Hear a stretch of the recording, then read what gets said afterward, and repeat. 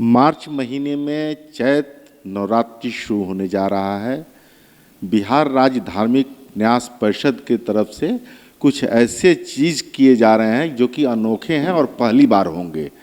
क्योंकि इनके अधीन जितनी भी मंदिरें हैं उन मंदिरों में कुछ ऐसा अलग करना है जो रामनवमी के लिए एक यादगार हो। इस विषय पे बात करने के लिए बिहार राज्य धार्मिक न्यास परिषद के चेयरमैन हैं डॉक्टर रणबीर नंदन जी, इनसे ही बात करते हैं। आपने एक निर्देश दिया है या फिर आग्रह भी किया है कि आपके अधीन जितने भी रजिस्टर्ड मंदिर मठ हैं उनको क्या है वो निर्देश रामनवमी को लेकर के? देखिए, जब से मैंने अध्यक्ष का पदभार संभाला तो मेरे मन में सर्वप्रथम यही विचार आया, बिहार राज्य धार्मिक न्यास परिषद सनातन परंपरा को आगे बढ़ाने में एक सक्षम इकाई है और इसके अंदर मठ मंदिर का कैसे संचालन हो, मठ मंदिर का कैसे संरक्षण हो, उसकी संपत्तियों का कैसे संरक्षण हो और कहीं कहीं यदि छोटे मोटे कोई विवाद आते हैं उसका कैसे समाधान हो, यह कार्य धार्मिक न्यास परिषद के अंतर्गत आता है।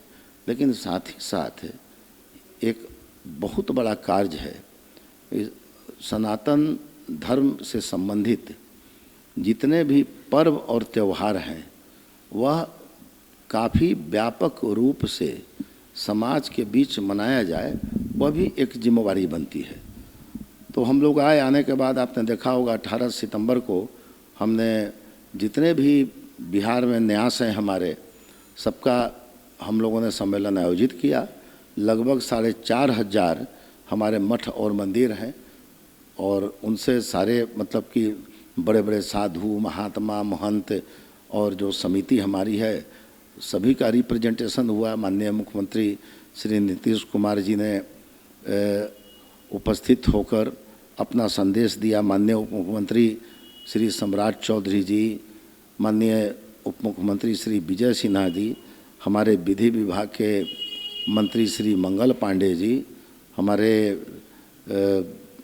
मंत्री सह उस समय प्रदेश अध्यक्ष थे श्री दिलीप जायसवाल जी, हमारे माननीय मंत्री श्री विजय चौधरी जी, हमारे अभी जो जनता दल यूनाइटेड के राष्ट्रीय अध्यक्ष हैं श्री संजय झा जी, तमाम बड़े बड़े लोगों ने उपस्थित होकर वो पहली बार जो सम्मेलन हुआ था उसमें अपनी सहभागिता देकर सनातन धर्म के प्रति जो कहा जाए आस्था व्यक्त की और कैसे इसका प्रचार प्रसार हो उसका संदेश दिया। उसी क्रम में हम लोगों ने सोमनाथ मंदिर के जीर्णोद्धार जब हुआ तो उसका उद्घाटन करने भारत के प्रथम राष्ट्रपति स्वर्गीय राजेंद्र प्रसाद जी गए थे और सोमनाथ मंदिर का जो जीर्णोद्धार का जो उद्घाटन था उन्होंने किया। उसी प्रकार से हमने स्वामी विवेकानंद जी की जयंती पर हमने बहुत बड़ा कार्यक्रम पूरे बिहार स्तर पर किया। उसी प्रकार से संत रविदास जी की जयंती समारोह को पूरे बिहार स्तर में किया और माननीय नरेंद्र मोदी जब सोमनाथ मंदिर का जो 1000 वर्ष हुआ जो विध्वंस हुआ था तो उस पर माननीय प्रधानमंत्री जी ने जिस दिन रुद्राभिषेक किया सोमनाथ मंदिर में तो बिहार के सभी जिलों में सभी शिवालय में उस समय रुद्राभिषेक किया गया।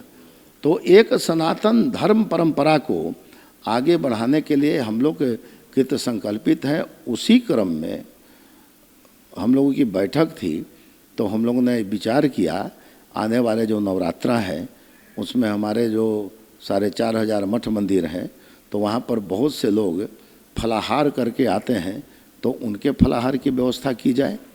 जितने भी हमारे मंदिर हैं मठ हैं और सब कमी बेश सक्षम है और अपने औकात के अनुसार उनसे आग्रह किया गया कि वो व्यवस्था करें, फलाहार की व्यवस्था करें।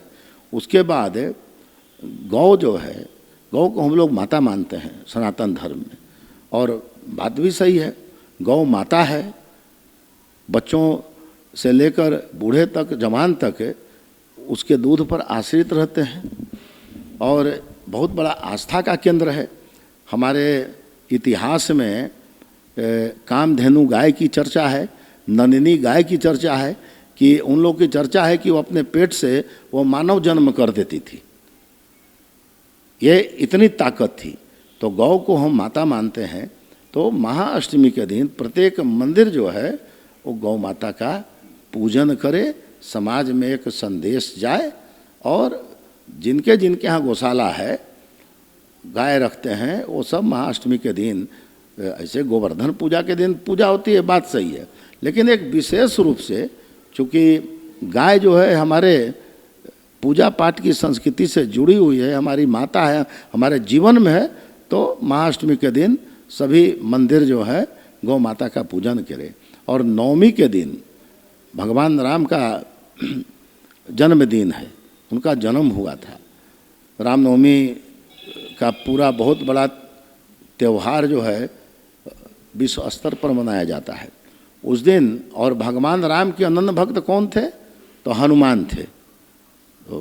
तो इसलिए राम जी हमेशा कहते थे अपने भाई भरत को कि भरत भाई कपि से उरिन हम नाही। अपने भाई को कहते थे कि भरत भाई, ये जो कपि हैं, हनुमान हैं, इनके कर्ज से मैं मुक्त नहीं हो सकता हूँ, इतना इनका ऑब्लिगेशन है। हनुमान जी का पाठ, चूँकि हनुमान जी के तो आराध्य राम हैं, तो 1001 बार हनुमान जी का पाठ हो।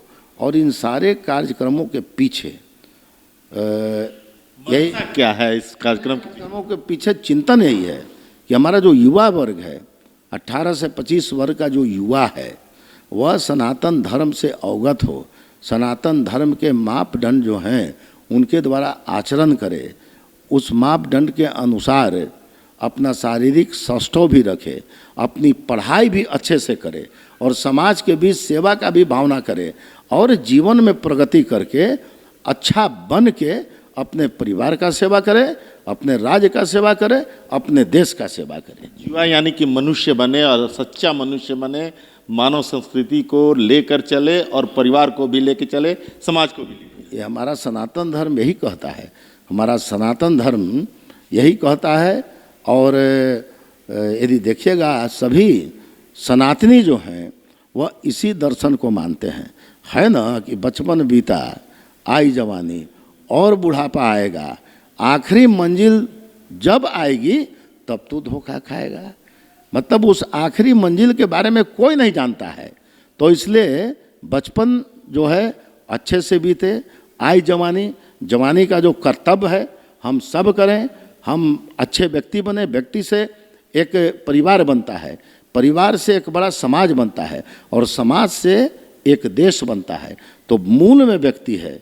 यदि व्यक्ति सनातन को फॉलो करेगा, जिस घर में सनातन को फॉलो करने का पहले क्या था, हर घर में रामचरितमानस का पाठ मैंडेटरी था, गीता का पाठ मैंडेटरी था, हनुमान चालीसा हर घर के लड़कों को याद रहता था। वह संस्कृति पुनः पुनर्जीवित हो। बिहार राज्य धार्मिक न्यास परिषद यही प्रयास कर रहा है, और इसी प्रयास के तहत ये सारे कार्यक्रम लिए जा रहे हैं। आगे भी हम बड़े बड़े कार्यक्रम लेंगे, और हमारा यह प्रयास रहेगा कि जो हमारा आज की जो युवा पीढ़ी हमारी है वह धर्मनिष्ठ हो, और यदि धर्मनिष्ठ हो जाएगी तो देश की सेवा अपने आप हो जाएगी। यानी कि युवाओं का देश हमारा है, भारत देश है, और ये अगर धार्मिक हो जाएंगे तो देश की प्रगति, समाज की प्रगति और परिवार की प्रगति सभी एक साथ होंगे। कैमरामैन कृष्णा झा के साथ राजीव रंजन, कशिश न्यूज़, पटना।